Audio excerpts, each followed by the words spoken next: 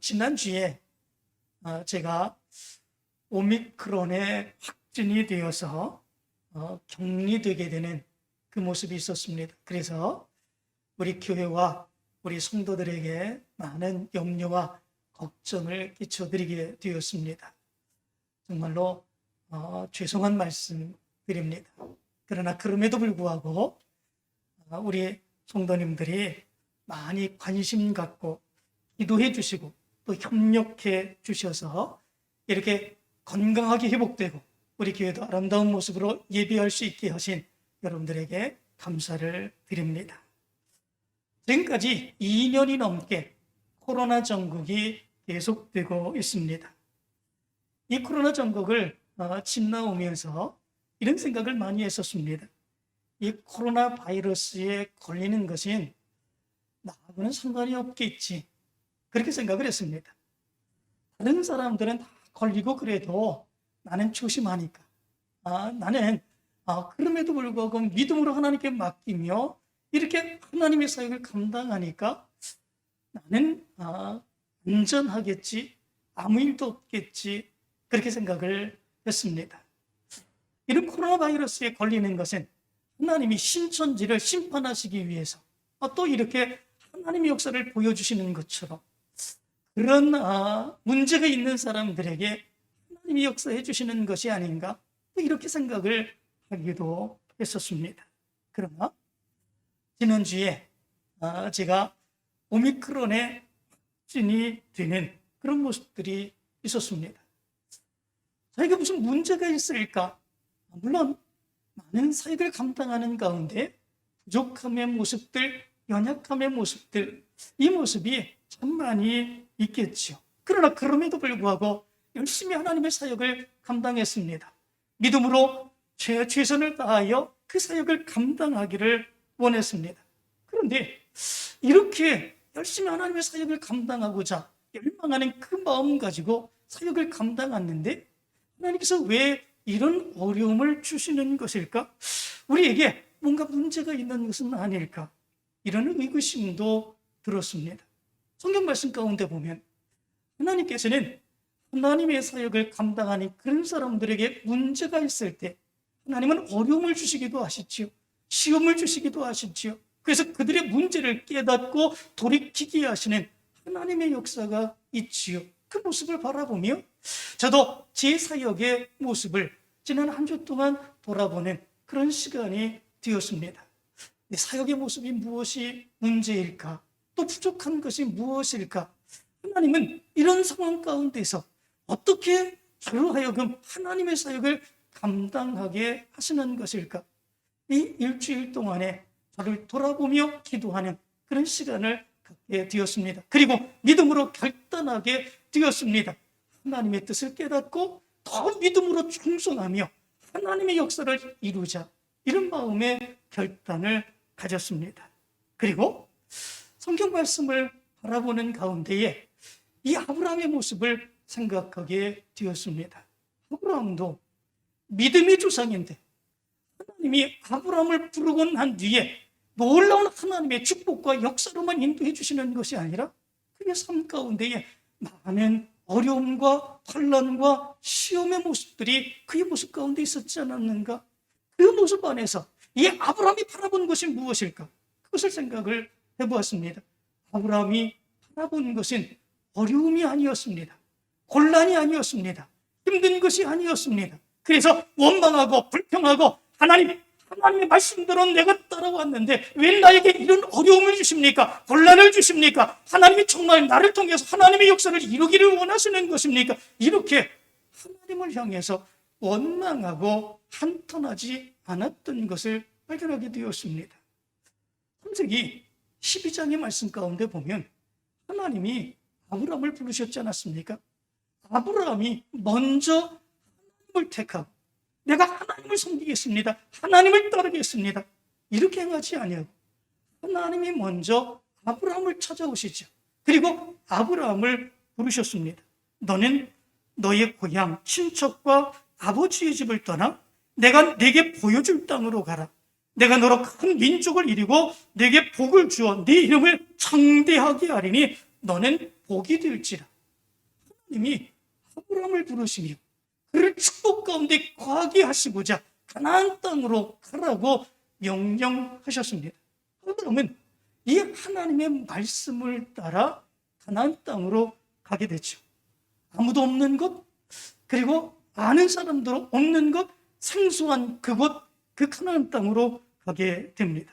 그렇다면 하나님의 말씀을 따라 가나안 땅으로 간 이 아브라함의 모습 가운데에 정말 형통한 일과 축복된 일만 나타났겠습니까?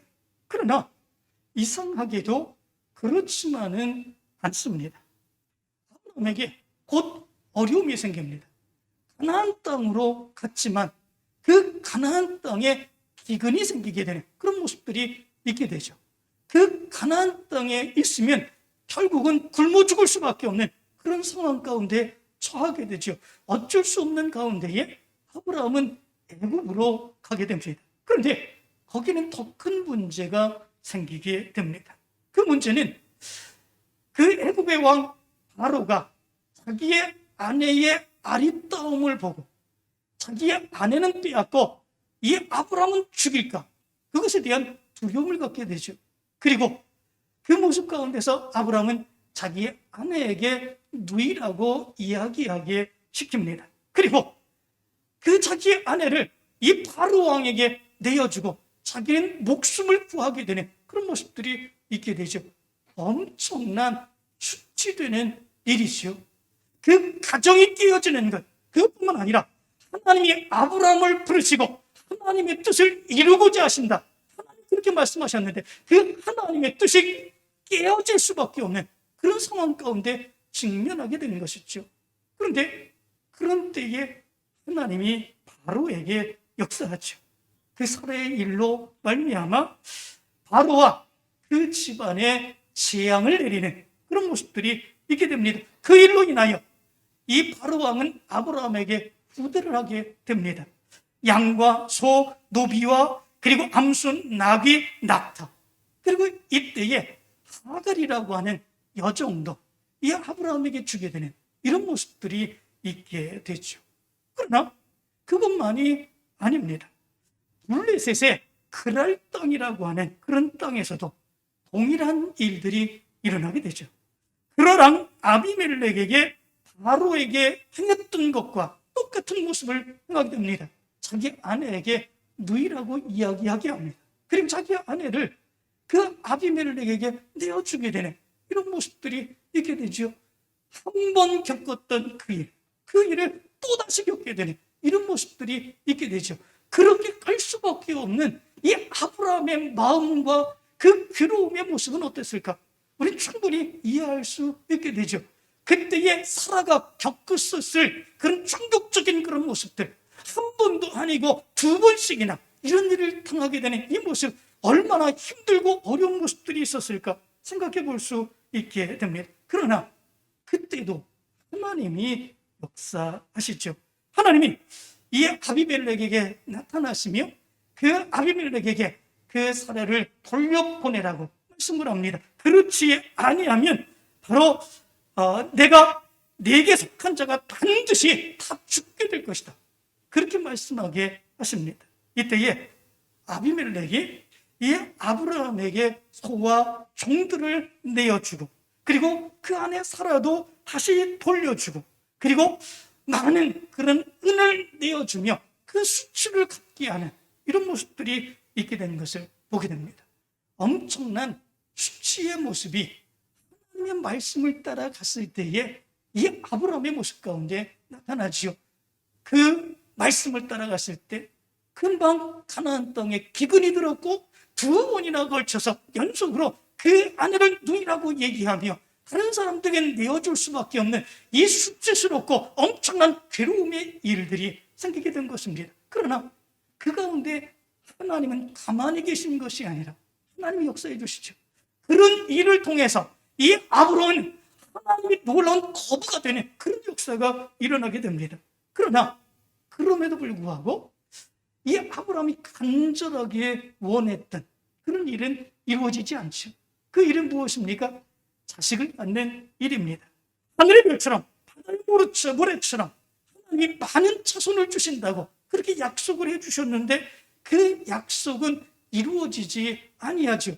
어느 정도의 모습인가 하면 이 아브라함이 하나님에 대한 그 믿음까지도 흔들릴 정도로 그렇게 이 자녀를 주시지 않는 이 모습이 있게 됩니다. 결국은 그의 아내 사라는 애굽에서 이제 주워서 데려온 하갈이라고 하는 여종을 그 남편 아브라함에게 내어줌으로 인하여 거기에서 아들을 하나 낳습니다.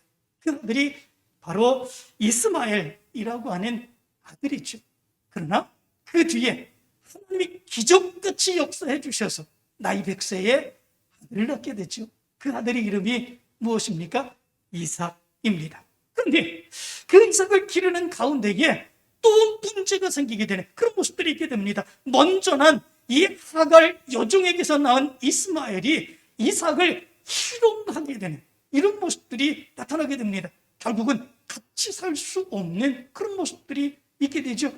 아브라함은 결국 안타까운 그런 마음을 가지며 하갈과 이스마엘을 광야로 내쫓아버리게 되는 이런 모습들이 있게 됩니다. 자기가 낳은 자식일지라도 그럼에도 불구하고 함께 사랑을 품으며 함께 같이 살 수 없는 이 안타까움의 모습이 아브라함의 가정 가운데 있게 되죠. 그러는 사이에 하나님께서는 이 아브라함을 강력한 영향력 있는 그런 사람으로 세워주십니다. 그 당시에 아브라함이 블레셋 땅에서 살았는데 이 블레셋의 왕 아비멜렉, 이 아비멜렉이 그의 아내를 빼앗았던 그런 모습들이 있었지 않았습니까? 그런데 이 블레셋 왕 아비멜렉이 그 군대장관 비골과 함께 아브라함을 찾아오게 됩니다. 그리고 이렇게 얘기를 하죠. 네가 무슨 일을 하든지 하나님이 너와 함께 계시도다. 이렇게 말합니다. 그리고 너가 나와 함께 언약을 맺자. 이렇게 얘기를 하죠. 무슨 언약입니까? 내가 너를 해치지 않을 테니까 너도 나를 해치지 말아라. 이렇게 얘기를 합니다. 한 나라의 왕이 그 사람을 찾아와서 언약을 맺고자 하고 그리고 서로 해치지 말자고 얘기할 정도라면 어느 정도의 세력을 가진 그런 사람이겠습니까? 보통의 세력이 아니죠. 엄청난 영향력과 세력을 가진 그런 사람으로 이 아브라함이 이렇게 하나님의 축복을 받았음을 얘기해주고 있는 것을 보게 됩니다. 결국은 이렇게 아비멜렉과 언약을 맺고 거기에 부엘세바의 에셀나무를 심고 영원하신 하나님의 이름을 부르며 거기에 오래 살게 되는 그런 모습들이 있게 됩니다. 그런데 더 큰 문제가 생깁니다. 그 문제는 하나님이 아브라함을 이번에는 시험을 하시죠. 무엇을 가지고 시험을 하십니까? 그 하나밖에 없는 아들 이삭을 가지고 시험을 하십니다. 이 이삭을 모리아 산에 가서 번제로 드리라.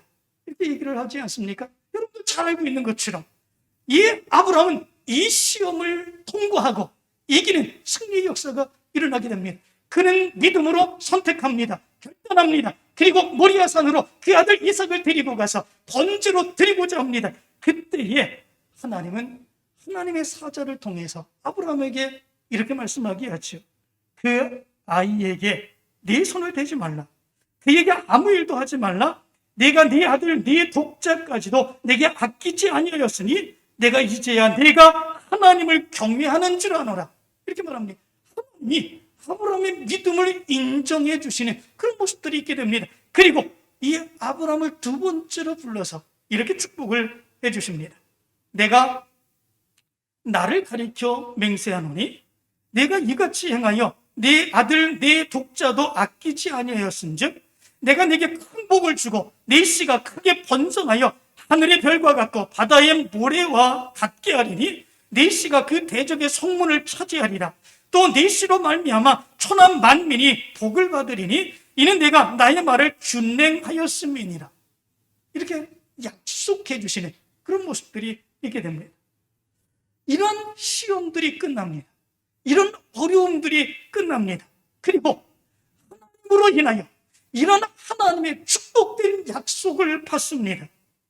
이제 아브라함은 어떤 마음, 어떤 생각을 할 수 있었겠습니까?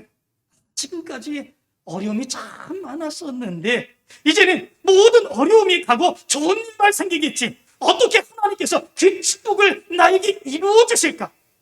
아마도 아브라함이 생각하는 거 그런 거 아니겠습니까? 지금까지 정말 수치되는 일, 어려운 일, 괴로운 일 많이 있었습니다. 곤란한 일 많이 있었습니다. 이제는 하나님께서 약속해 주셨습니다. 하나님이 내 믿음을 인정해 주셨습니다. 하나님이 축복을 주시겠다고 약속해 주셨습니다. 그러면 이제부터는 고생 끝, 이제는 행복 시작. 이것이 바로 내 삶에 나타나겠지. 아무도 이런 기대 가질 수 있지 않겠습니까? 그런데 오늘 말씀 가운데 보면 그렇지 아니한 것을 보게 됩니다. 그런 많은 어려움, 그 시험을 거치고 난 이후에 오히려 축복된 약속이 있었지만 그 이후에 더 큰 어려움, 더 큰 괴로움의 모습이 바로 이 아브라함에게 나타나고 있는 것을 보게 됩니다. 그 더 큰 어려움, 더 큰 슬픔은 무엇입니까? 그의 가장 사랑하는 아내 사라가 죽은 것입니다. 하나님께서 주시겠다고 약속한 자손의 번성함과 가나안 땅의 축복을 보지도 못하고 죽게 된 것이지요. 얼마나 불쌍했을까. 그의 아내 사라는 하나님께서 복 주신다는 말만 믿고 아브라함이 가나안 땅으로 갔는데 그 말을 믿고 함께 따라온 것 그것밖에 없지 않습니까? 고향을 떠나서 이방 땅에 와서 온갖 수모를 당하는 그런 모습들이 있었습니다. 자기 아내를 누이라고 얘기하며 자기 목숨 유지를 위하여 다른 사람들에게 내어주는 바로 이런 엄청난 수모의 모습을 2번씩이나 겪는 이런 모습들이 있었습니다. 그런데 하나님께서 주신다고 약속해 주신 그 축복도 보지 못하고 죽은 것입니다. 민족을 이루어 주신다고 했는데 얻은 것은 겨우 아들 하나뿐이었습니다. 땅도 한 평 차지하지 못했습니다. 오래 살지도 못했습니다. 사라가 결국은 산 것은 127세, 아브라함이 175세를 살았습니다. 그리고 그의 선조들의 모습을 보면 이루 헤아릴 수 없이 오래 장수하는 그런 모습들이 있었습니다. 그러나 이 사라는 127세, 그 당시의 모습을 보면 단명한 그런 모습들이 있었던 거죠. 이렇게 죽은 아내를 생각하며 아브라함이 가진 그 슬픔의 모습이 얼마나 컸을까? 오늘 성경 말씀 2절의 말씀 가운데 보면 이것을 이렇게 말합니다.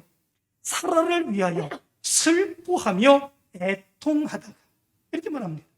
사라를 위하여 슬퍼하며 애통하다가, 여기 슬퍼하며 라고 하는 말은 사파드라고 하는 말입니다. 이 말은 가슴을 치며 통곡하며 울부짖는 것을 의미해 주고 있습니다. 얼마나 괴롭고 고통스러운 것인지를 알 수 있겠죠. 뿐만 아니라 애통하다가, 이 말은 박하라고 하는 말입니다. 이 말은 스스로의 감정을 자제하며 속으로 눈물을 흘리는 것을 의미해 주고 있습니다. 다른 사람들이 없을 때는 통곡하며 그 슬픔의 모습 가지고 우는 그런 모습들이 있다.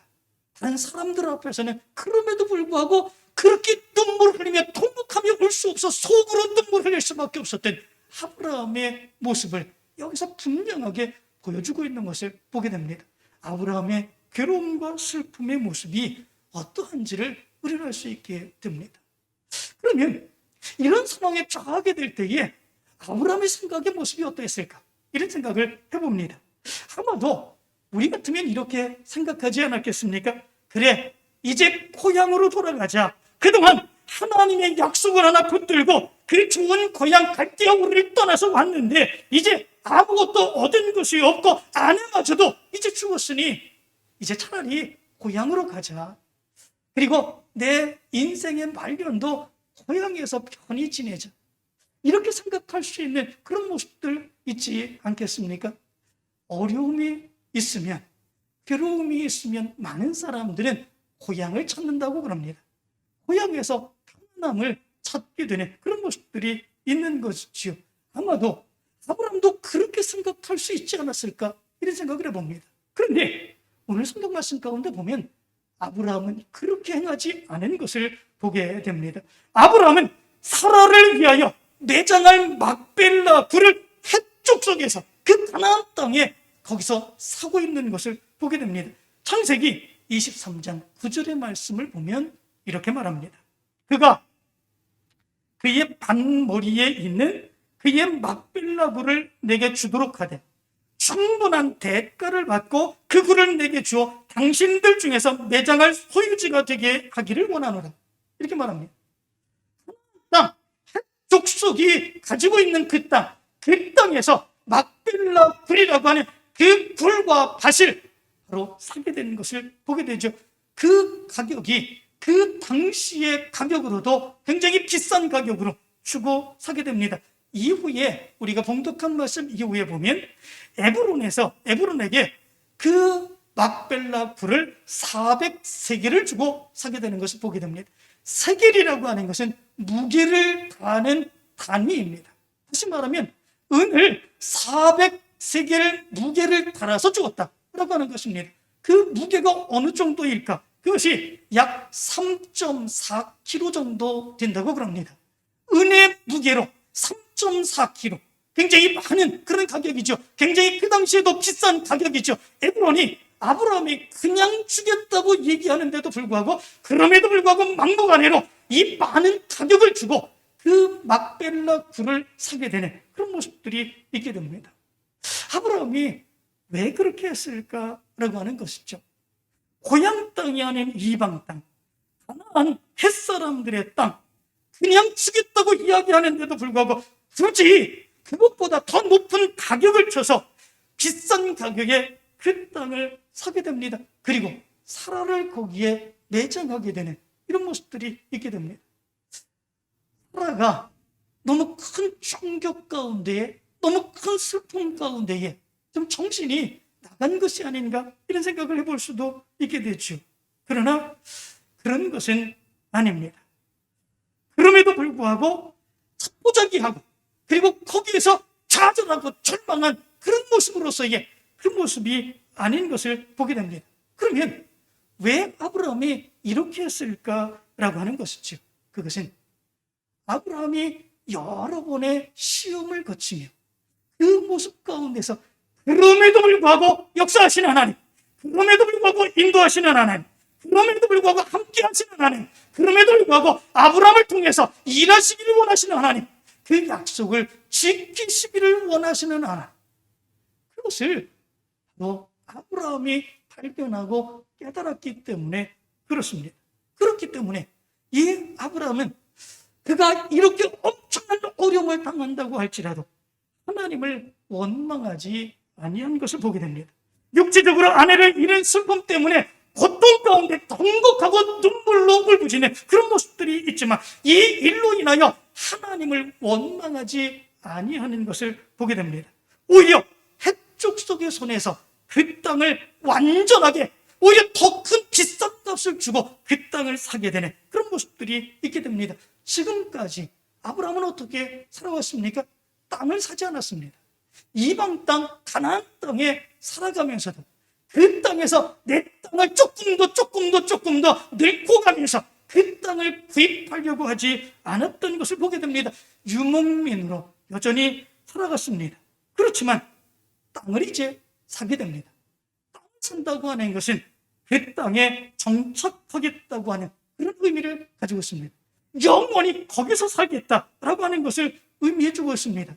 여기를 결코 떠나지 않겠다라고 하는 것을 의미해 주고 있습니다. 이것은 하나님에 대한 절대적인 신뢰를 보여주고 있는 것을 보게 됩니다.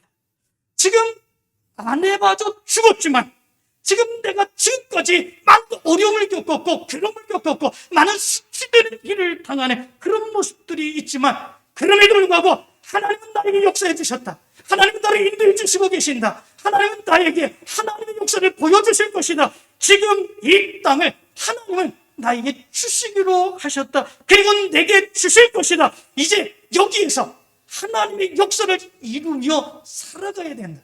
이것이 아브라함의 믿음의 모습이었던 것을 보게 됩니다. 그는 어려움을 겪으면 겪을수록 그 몸에서 원망과 불평의 모습이 나타난 것이 아니라 어려움을 겪으면 겪을수록, 그리고 또 시험이 있고 난 뒤에 더 큰 시험, 자기 아내를 잃어버리고 괴로운 가운데 처하는 그런 모습이 있었지만, 그런 시험 가운데서 오히려 더 큰 믿음의 확신을 갖게 되는 이 모습이 아브라함의 모습 가운데 있었던 것을 보게 됩니다. 어떻게 이런 결심을 행하고 이방 땅, 바로 가나안 땅 핵족속에게서 그 땅을, 지금까지도 땅을 사지 아니하며 살아왔던 그 모습 가운데서 어떻게 이제는 결심하고 그 땅을 사고 그 땅에 자기 아내의 매장지로 삼아서 영원하게 거기에 갈 생각을 하겠습니까? 그것은 하나님의 인도하심의 모습이 있음을 확신하기 때문에 그렇습니다. 하나님이 끊임없이 나타나시며 보호해 주시며 인도해 주시며 역사해 주시며 이 아브라함을 통해서 더 큰 역사를 이루기를 원하신다고 하는 믿음의 확신이 그 시험을 통해서 깨달아지게 되고 확신 가운데 거하게 되기 때문에 그렇습니다. 우리는 종종 하나님의 은혜와 하나님의 능력, 이런 것들이 좋은 일, 기쁜 일, 형통한 일, 잘 되는 일, 이런 것들을 통해서 시험된다고 생각할 때가 많이 있습니다. 그러나 그런 것만이 아닙니다. 놀라운 역사와 인도하심의 역사는 우리가 어려움을 당할 때, 괴로움을 당할 때, 곤란을 당할 때, 그럴 때에 그럼에도 불구하고 거기서 하나님을 만나게 되면, 하나님의 능력의 역사를 체험할 수 있게 되면 이 아브라함을 통해서 알 수 있는 것을 보게 됩니다. 그 모습 가운데서 더 큰 믿음의 확신이 생기는 그런 모습들이 있게 되죠. 그리고 하나님이 그러면 나를 통해서 무슨 일을 이루기를 원하실까? 그것을 생각하게 되고 아브라함처럼 이제는 완전하게 가나안 땅을 사고 그리고 거기에서 머물고자 하는 그런 믿음의 모습이 나타나게 되는 것을 보게 됩니다. 아브라함이 구입한 이 막벨라 굴에 사라가 안장이 되죠. 그리고 그 이후에 아브라함이 바로 거기에 묻히게 됩니다. 그러나 그것만이 아닙니다. 그 아브라함의 아들 이삭, 그리고 야곱, 그리고 후에 요셉도 거기에 묻히게 되는 것을 보게 됩니다. 야곱은 애굽에서 죽습니다. 그러나 애굽에서 죽기 전에 이제 그렇게 유언하게 되는 이런 모습들이 있게 되죠. 내가 죽거든 가나안 땅에 내가 파놓은 묘실에 나를 장사하라. 그렇게 유언을 하게 됩니다. 애굽에서 장사를 지내면 훨씬 더 엄청나게 좋은 곳에 장례를 치를 수 있겠죠. 그의 아들이 애굽의 총리였습니다. 그렇다면 애굽에서 장례를 모두 치르게 되면 거기 얼마나 더 화려하게, 더 크게, 더 좋은 그런 무덤에 안장할 수 있겠습니까? 그러나 야곱은 그것을 원하지 않았습니다. 그가 파놓은 아브라함이 구입한 바로 그 막벨라 굴, 바로 그 가나안 땅에 있는 그 굴에 그가 묻히기를 간절히 소원하는 그런 모습들이 있게 되었습니다. 요셉도 마찬가지죠. 그 요셉도 그 후손들에게 이렇게 말합니다. 나는 죽을 것이나 하나님이 당신들을 돌보시고 당신들을 이 땅에서 인도하여 내사 아브라함과 이삭과 야곱에게서 맹세하신 땅에 이르게 하시리라 하고, 요셉이 또 이스라엘 자손에게 맹세시켜 이르기를 하나님이 반드시 당신들을 돌보시리니 당신들은 여기서 내 해골을 메고 올라가겠다 하라. 이렇게 맹세시키는 그런 모습들이 있게 됩니다. 지금 여기에서 죽지만 바로 나를 가나안 땅 아브라함이 준비하여 놓은 그 막벨라 굴에 나를 거기에 장사 지내주기를 원한다 라고 하는 거죠. 왜 이들이 이런 모습들을 가졌겠습니까? 그들의 삶 가운데서 어려움의 모습들 많이 있었습니다. 힘든 모습들 많이 있었습니다. 그러나 그런 모습 가운데서도 그 시험과 어려움과 괴로움의 고통 속에서 하나님을 만났습니다. 하나님의 인도하심을 체험했습니다. 그리고 그들을 통해서 이루시기를 원하시는 하나님의 놀라운 능력의 역사가 무엇인지를 분명하게 깨닫게 되었습니다. 그 믿음에 대한 확신은 바로 가나안 땅으로 가서 거기에서 묻히고, 그리고 내가 죽어서라도 하나님이 역사하시는 그 약속에 이루는 그 축복된 역사를 보기를 원했던 것입니다. 믿음의 사람들에게는 바로 이런 모습들이 나타내야 되겠죠. 하나님을 열심히 섬겼는데도 믿음의 사람들에게 어려움과 시험이 올 수도 있습니다. 그 시험을 이겼는데도 불구하고 아브라함처럼 더 큰 시험, 더 큰 어려움이 닥쳐올 수도 있습니다. 그러나 그런 모습 가운데서 우리는 좌절해서는 아니 되겠지요. 하나님을 떠나서는 아니 되겠지요.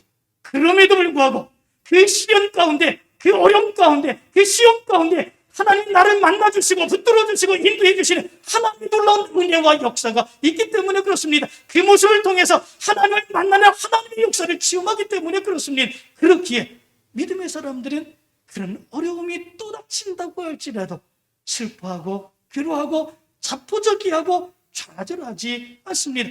오히려 그럴 때일수록 믿음의 사람들은 하나님의 뜻을 생각합니다. 하나님의 역사를 생각합니다. 이루실 것을 기억합니다. 그리고 그 믿음의 역사를 이루기를 결단하며 바로 그 사역을 감당해 나가는 그 모습이 있게 됩니다. 아브라함이 그렇게 했고 그리고 믿음의 많은 사람들이 그렇게 했던 것을 보게 됩니다. 그래서 찬송가 280장은 이렇게 찬송합니다. 천부여 의지없소서 손들고 옵니다. 주 나를 외면하시면 나 어디 가리까. 내 죄를 씻기 위하여 피 흘려 주시니 곧 회개하는 마음으로 주 앞에 옵니다. 나 예수 의지함으로 큰 권능 받아서 주님께 구한 모든 것 늘 얻겠습니다. 내 죄를 씻기 위하여 피 흘려 주시니 곧 회개하는 마음으로 주 앞에 옵니다. 좋은 일, 기쁜 일, 잘 되는 일, 형통한 일, 그런 일이 있기 때문에, 그런 일만 나타나기 때문에 그래서 하나님 앞에 나간다고 하는 것이 아니라 정말로 힘들고 어렵고 고통되는 많은 일들, 많은 시험들이 우리의 모습 가운데 있기에, 그런데 그럼에도 불구하고 하나님이 나를 인도해 주시고 하나님이 나를 만나 주시고 하나님이 나를 붙들어 주시고 역사해 주시는, 그리고 나를 향한 하나님의 기대, 하나님의 약속이 이루어지기를 하나님이 원하신다고 하는 것, 그 모습 가운데서 우리는 깨닫고 체험하기에 우리의 믿음 변치 않고 하나님 앞에 달려나오게 되는 그 모습이 있게 된다라고 하는 것입니다. 사랑하는 성도 여러분, 세상의 많은 사람들은 상황에 따라서 울고 웃습니다. 그들의 생각, 그들의 주장, 상황에 따라서 수시로 변하는 그런 모습들이 있게 됩니다. 그러나 우리 믿음의 사람들은 이것을 넘어설 수 있는 믿음을 가질 수 있어야 됩니다. 그 모습 안에서 하나님의 뜻을 볼 수 있기 때문에 그렇습니다. 그 모습 안에서 하나님의 능력과 인도하심을 볼 수 있기 때문에 그렇습니다. 나를 향한 하나님의 비전, 하나님의 약속이 이루어지기를 원하시는 하나님의 뜻을 볼 수 있기 때문에 그렇습니다. 그렇기에 우리 믿음의 사람들은 오히려 시험을 통해서 하나님을 만나며 하나님의 뜻을 이루기 위하여 더 큰 결단을 행하며 나아갈 수 있는 그 모습을 가져야 된다라고 하는 것입니다. 지난주에 제가 오미크론에 확진이 되어서 격리되어 치료를 받았습니다. 그러나 이 일은 저만의 일이 아닌 줄 믿습니다. 저도 저 나름대로 사역을 감당하기 위하여 애쓰고 수고하고 열심히 내고 기도하는 그런 모습들이 있었습니다. 그러나 그럼에도 불구하고 이런 오미크론의 확진을 피하지 못했습니다. 그렇다면 여러분들도 그럴 수 있을 것입니다. 지금도 이 오미크론에 확진이 되어서 우리 성도들 격리되고 그리고 아픔 가운데 있는 그런 성도도 있을 줄 압니다. 그러나 그럼에도 불구하고 여기에서 우리는 포기해서는 아니 되죠. 그런 시험을 통해서 하나님을 만나게 해주시는 하나님의 능력의 역사를 보고, 그리고 그런 시험을 통해서 더 큰 확신을 가지고 하나님의 역사를 감당하게 하시는 하나님의 역사와 인도하심을 보면서 우리가 일어서야 되지 않겠습니까? 더 담대해져야 되지 않겠습니까? 이 시험에 지면 안 되고 오히려 그럴수록 하나님의 인도하심과 역사하심의 확신을 가지고 더 담대하게 하나님의 역사를 감당해야 될 줄로 믿습니다. 이제 여러분들의 삶 가운데 어려움과 괴로움의 모습들 가운데 있다고 할지라도 하나님의 인도하심, 하나님의 역사하심, 하나님의 보호하심, 하나님이 여러분들을 향한 약속과 이루시기를 원하시는 뜻을 기억하면서 믿음으로 더 담대하게 하나님의 역사를 이루어가는 여러분들 되시기를 간절히 축원합니다. 기도합니다.